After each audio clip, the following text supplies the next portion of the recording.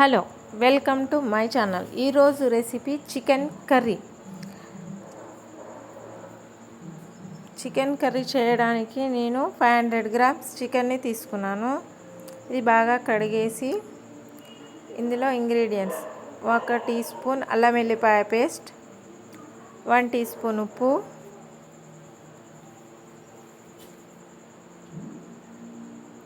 1 tea spoon ధనియాల powder, 1/2 tea spoon పసుపు, 2 table స్పూన్ల కారం పొడి.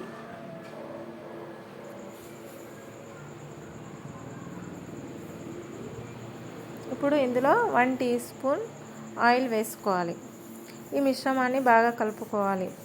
కలుపుకున్న తర్వాత ఇది మ్యాగ్నేట్ కావడానికి ఒక 10 నిమిషాలు ఉంచాలి.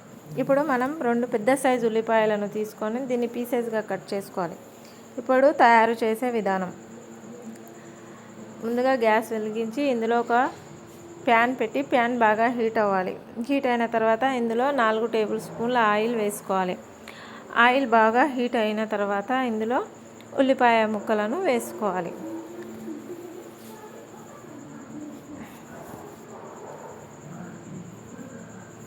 ఉల్లిపాయ ముక్కలు వేసుకొని ఇవి 3 నిమిషాల వరకు బాగా కలుపుకోవాలి, పచ్చివాసన పోయే వరకు. ఇప్పుడు ఉల్లిపాయ బాగా మగ్గడానికి ఇందులో 1/2 టీ స్పూన్ ఉప్పు వేసుకోవాలి.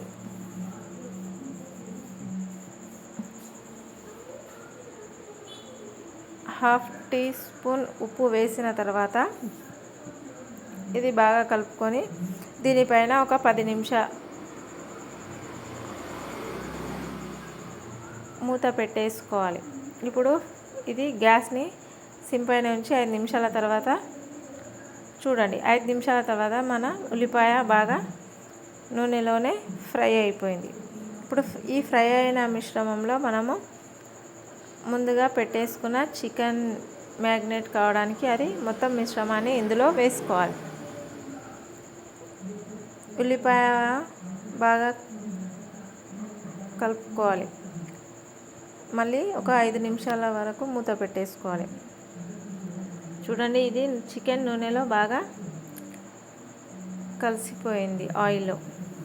సో ఇప్పుడు మనము ఇందులో 2 టీ స్పూన్ల కొబ్బరి పొడిని యాడ్ చేసుకోవాలి. కొబ్బరి పొడి పచ్చివాసన పోయే వరకు 2 నిమిషాల వరకు బాగా కలుపుకోవాలి. కలుపుకున్న తర్వాత ఇది 1 నిమిషం ఉడకడానికి మూత పెట్టేసుకోవాలి. ఇది గ్యాస్ సిమ్ పైనే ఉంచేసుకోవాలి. 1 నిమిషం తర్వాత మన కొబ్బరి పొడి, ఉల్లిపాయ ఇంకా ఈ మసాలాలన్నీ బాగా మగ్గావి. మగ్గిన తర్వాత మనం గ్రేవీ కోసం కొద్దిగా వాటర్ కలుపుకోవాలి. 1 టీ కప్ వాటర్ వేసుకోవాలి.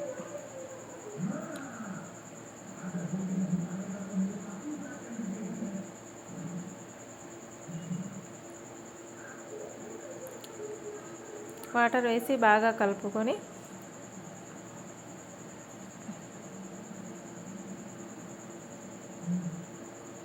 గ్రేవీ కోసం ఒక 5 నిమిషాలు మూత పెట్టి ఉడికించేసుకోవాలి.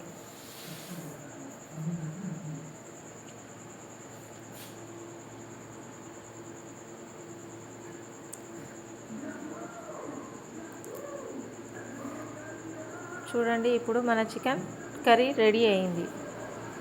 సో ఈ రెసిపీ మీకు ఒకవేళ నచ్చినట్టయితే ఒకసారి ట్రై చేసి చూడండి. అండ్ రెసిపీ గురించి ఒక కామెంట్ చేయండి.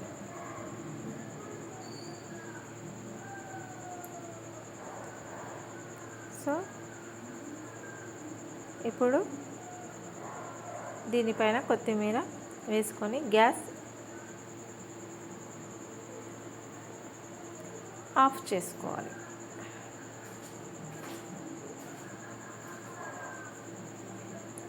మన కర్రీ రెడీ అయిపోయింది. ఇది చపాతీలోకి, రైస్లోకి చాలా బాగుంటుంది. లైక్ అండ్ సబ్స్క్రైబ్ చేయండి, షేర్ చేయండి. Thanks for watching.